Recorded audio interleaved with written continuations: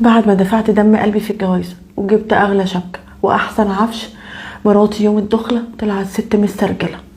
وكل شهر في ميعاد العذر الشهري بتاعها بلاقي منها اغرب حاجة لا عمري سمعت عنها ولا عمري كنت اتخيلها.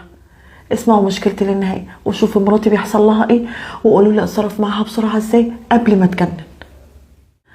وقبل ما نكمل مشكلة النهاردة يا ريت نصلي على النبي عليه الصلاة والسلام كلنا في التعليقات. وصاحب مشكلة النهاردة بيقول: أنا شاب عندي 35 سنة، طول الوقت كنت مسافر أوروبا، قعدت فيها فترة طويلة جدا، وكنت برجع أجازات هنا بسيطة، وكنت برجع أسافر تاني لأن أنا بشتغل هناك شغل كويس. والحمد لله بفضل ربنا جمعت مبلغ كبير جدا وفتحت مشروع ليا في مصر، وقررت ان انا اوقف ناس فيه وان انا اتابعه وانا مسافر اوروبا، وبرضه شغال هناك وبدخل فلوس حلوة جدا. والحمد لله لما بقى عندي 35 سنة قررت ان انا لازم استقر ولازم اتجوز. بس طبعا من اللي انا كنت بشوفه من بنات هناك انها منفتحه قوي، والبنات هناك مفيش لها لا ظابط ولا رابط، وطبعا لبسهم وطريقتهم مش هقول لحضراتكم عليها، طبعا كلكم عارفين بلاد اوروبا عايشين ازاي. فقلت لا انا مش هقدر اتجوز بنت من هنا، وقررت ساعتها ان انا اوصي اهلي عشان يشوفوا لي بنت من بلدي تكون محترمه وبنت ناس. وفعلا اهلي اتبسطوا جدا وكانوا فرحانين ان انا قررت ان انا اعمل كده في الاخر، لانهم كانوا طول الوقت خايفين ان انا كل ما سني بيكبر ان انا افكر في اي عروسه من هناك او اكون ماشي مع بنت كده هناك وخلاص. ولما قلت لهم كده وقررت ان انا انزل، ساعتها قلت انا معايا الحمد لله فلوس كتير وكمان فتح مشروع هنا، ايه المشكله ان انا استقر وما عدتش اسافر تاني، بس بعد ما اشوف العروسه اللي انا عايزها. وقلت لهم انا عايز واحده جميله وبنت ناس ومحترمه. وفعلا اهلي شافوا لي بنت ناس ومحترمه وجميله، وقلت ايوه هي دي اللي انا عايزها. ووقتها قررت ان انا اسال الناس والجيران عليهم، وفعلا طلعوا ناس محترمين والبنت كويسه جدا ومؤدبه وسمعتهم سابقاهم. وقلت هي دي اللي انا عايزها، اخيرا ربنا كرمني وربنا راضي عني. وفعلا رحت تقدمت لها رسمي واتخطبنا. ووقتها قلت لهم انا مش عايز من بنتكم اي حاجه ولا عايزكم تجيبوا ليها اي حاجه، انا عندي شقتي ملكي 180 متر هفرشها كلها على ذوق العروسه ومش عايزكم تجيبوا اي حاجه. ساعتها باباها قال لي لا انا لازم اجهز بنتي، انت جيب اللي انت عايز تجيبه وانا برضه هجيب اللي انا عايزه اجيبه. وساعتها رحت رايح جايب لها يا جماعه شبكه بحوالي 90,000 جنيه، كنت فرحان جدا، وطبعا كانت بالنسبه لهم شبكه كبيره جدا مفيش اي حد بيعملها ولا بيجيبها، لكن انا كنت فرحان ومبسوط. وقلت واما بنعمه ربك فحدث، واجيب اللي انا قادر عليه، وطالما انا مبسوط بيها وراضي بيها فانا هجيب لها كل اللي نفسها فيه.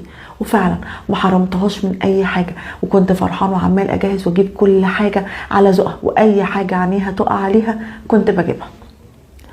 لحد ما تمت الجواز يا جماعه، وكنت فرحان يوم الدخله جدا. ويوم فرحي ده ما كانتش الفرحه مسيعاني، كنت فرحان ان انا اخيرا هستقر وان انا هيبقى عندي بيت وزوجه، وبعد كده هجيب اطفال واولاد، وعندي الحمد لله ربنا كرمني وعندي فلوس، يعني الحمد لله ربنا مديني من نعمته وفضله كل حاجه في الدنيا. ويوم الدخله وبعد ما دخلنا كانت الصدمه بالنسبه لي، اتفاجئت يا جماعه ان عروستي واحدة مش مهتمية بنظافتها أبدا، الشعر في جسمها مالي جسمها، والشعراية طويلة جدا زي الرجالة بالظبط، وإن كمان ريحتها مش حلوة. طبعا أنا استغربت واتكلمت معاها بهدوء وقتها، وقلت لها لو سمحتي خدي الفلوس اللي انت عايزاها واللي تلزمك وروحي اعملي زي ما كل البنات بتعمل واهتمي بنفسك شوية. ساعتها وافقتني، بس بعديها لقيتها مكبره دماغها وما بتعملش اي حاجه من اللي انا قلت لها عليها، ولو عملت حاجات بسيطه جدا، لكن مش اللي في دماغي ومش اللي انا عايزه ومش اللي انا بعرف ان البنات بتعمله قبل فرحها وقبل دخلتها. طبعا قعدت في الفتره دي متضايقه، وكنت بحاول ان انا اتهرب منها طول الوقت، وكنت كمان بقرف اكل من ايديها، لان كان بيحصل حاجه اكبر من كده بكتير. يا ريتها جت مثلا على الشعر اللي في جسمها بس، لا ده انا كنت كمان بلاحظ ان وقت العذر الشهري بتاعها بتاع كل شهر ريحتها كانت بتبقى وحشه جدا يا جماعه، كنت ببقى قرفان طول الوقت، وطول الوقت ما كنتش بقعد في البيت، وحتى كمان كنت ببيت بره البيت وبقول ان انا في شغلي وببيت ساعتها عند اهلي. طبعا اهلي كانوا مستغربين، وانا مش عايزه اتكلم عليها ولا اقول اي حاجه وحشه عليها.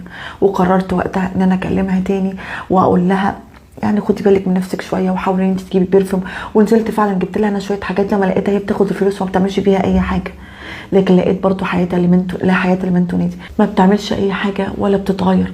وكمان بقيت قرفان اكل من ايديها، يعني لا بقيت بقعد في البيت ولا بقيت باكل في البيت، كمان بقيت مقضيها بره طول الوقت وباكل كمان من بره، وفي نفس الوقت لا عارف اشتكي لحد من صحابي ولا عارفه اشتكي لاهلي. هقول ايه يا جماعه؟ هقول على عروستي الجديده ايه؟ انا بقالي 4 شهور بس متجوز، وكل الحاجات دي بتحصل في ال4 شهور. قولوا لي اتصرف ازاي واعمل ايه بعد كل اللي انا شفته ده، كل اللي عدى ده كوم. وموضوع ريحتها دي اكتر حاجه مخلياني نافر منها ومش قادر بجد اتعامل معاها ولا اكل من ايديها. بقيت طول الوقت قرفان، وطول الوقت عمال اتخيل البنات اللي انا كنت بشوفها نظيفه وجسمها زي الفل، وكمان لما بنزل قرايبي بلاقي ريحتهم حلوه وريحتهم نظيفه. معقوله يا جماعه؟ ما كل البنات بيحصل لها كده وربنا خلقها على الوضع ده، بس مش معقوله كل البنات بتبقى ريحتها كده ولا بتبقى ريحتها مقززه بالطريقه دي. انا خلاص قررت ان انا اطلقها، بس مش عارف اقول لاهلي ولا لاهلها ايه، وفي نفس الوقت مش عايز اطلع عليها كلام ما ينفعش ان انا اقوله.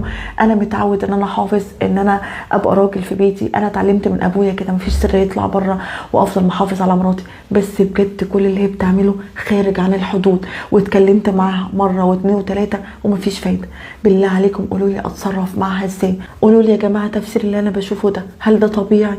هل في اي عروسه بتبقى مش عامله في نفسها كده يوم دخلتها، او ده الطبيعي بتاع البنات؟ ده غير ان انا نسيت اقول لكم ان هي مشاعرها بارده جدا، مفيش منها اي حاجه من الانوثه، لا بتحس ولا بتتحرك ولا بتتدلع، ولا كان في ما بيني وبينها اي مشاعر من يوم الدخله، ولا حسيت كده انها بنت زي اي بنت ممكن حاجه كده تلينها او حاجه تحركها. مفيش اي حاجه طبيعيه من اللي انا بشوفها. بالله عليكم قولوا لي اتصرف ازاي واعمل ايه؟ انا بجد قربت اتجنن. قولوا لي قبل فعلا ما اتصرف اي تصرف اندم عليه بعد كده. الحل، وقبل ما اقول الحل انا في حاجه مستغربه وعماله اتكلم مع نفسي.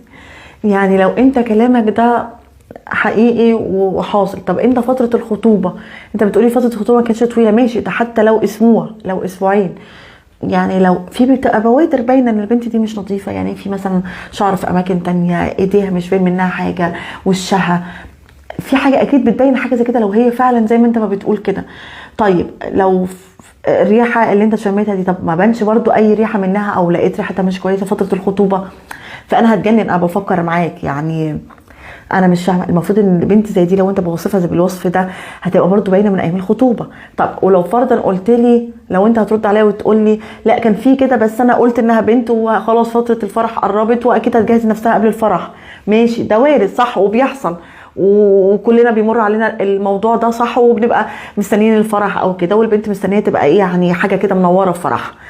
طيب هيروح دماغي لحاجه تانية. طب دي متجوزاك وانت مرتاح ماديا وكويس، ممكن تبقى مثلا متجوزاك غصب عنها، تبقى يعني ما كانتش موافقه عليك وعشان كده بتعمل كده، مش مهتميه بنفسها ولا بنظافتها ولا باي حاجه، فبتحاول انها تقرفك. طب اتغصبت على الجوازه مثلا، جوزتها غصب عنها، ايه انا عماله افكر معاك يعني. طب ده كان باين مثلا فتره الخطوبه ما كانتش بتعاملك كويس، كان في ما بينك وما بينها مثلا مشاكل، او لاقيها متحفظه تنزل ما بتتكلمش معاك ما بتهزرش معاك، طب ايه اللي غصبها لغايه ما دخلت؟ انا بحاول افكر معاك، طبعا انا مش لاقيه اجابات لده كله، بس زي ما قلت لك وارد انها تكون مغصوبه عليك، لان انا بصراحه ما شفتش كده. يعني اسمع كده دلوقتي الفتره دي الرجاله بتشتكي من ان الستات مهمله في نفسها شويه، بس ان في عروسه تخش بالمنظر ده يعني دي جديده بالنسبه لي، تمام، الا في حاله واحده انها تكون اصلا مغصوبه على الجواز وعايزه تطفش الراجل ده او مش بتحبه، ودي برضو مستبعده، لان النظافه من الايمان. البنت لما بتبقى نظيفه بتبقى نظيفه لنفسها، البنت بتبقى حابه تشوف نفسها شكلها كده حلو وريحتها جميله وريحتها نظيفه، ده اساس البنت، ده اللي ربنا خلقنا عليه. طبعا بالنسبه للعذر الشهري ده بيحصل لكل البنات وكل الستات، ربنا خلقنا على كده، بس ده مش معناته، ده بالعكس المفروض انها تهتم بنظافتها في الفتره دي اكتر، انها بتبقى واخده بالها من ريحتها ومن نظافتها الشخصيه اكتر، بتبقى زياده عن الوقت العادي. كل شويه بتبقى ريحتها احسن، تحاول تغير من هدومها، تغير من اي حاجه، لكن ما بتبقاش ريحتها وحشه. فانا برضو مستغربه اللي انت بتقوله، فالكلام ده مش طبيعي. فانا شايفه ان انت تتكلم معاها دلوقتي في الموضوع مختلف تماما، ان انت ما تتكلمش معاها بقى روحي اعملي وسوي، لا اتكلم معاها بقى، قول لها هو انت يا بنت الحلال مغصوب عليا؟ هو انت بنت الحاجه وسين غصب عنك؟ هو انت مش بتحبيني مش عايزاني يعني؟ طب ايه سبب اللي انت عاملاه في نفسك ده؟ طب ايه سبب اللي انا بشمه ده؟ لان انا بجد متضايق ونص الوقت انا بقعدش في البيت بسبب كده. طب لو انت مش عايزاني خلاص نتطلق، لو انت مش حابه الحياه معايا ننفصل بهدوء، بس عرفيني ايه تفسير وايه مبرر اللي انت بتعمليه ده، او ايه تفسير ان انا اتكلمت معاكي مره واثنين وثلاثه في ان انت تهتمي بنفسك وبنظافتك الشخصيه وتبقي بنت زي اي بنت وزي البنات بيعملوا، والستات وخاصه العرايس الجداد بيعملوا في نفسهم اللي كده عشان يعني تسعد جوزها وتبسط جوزها.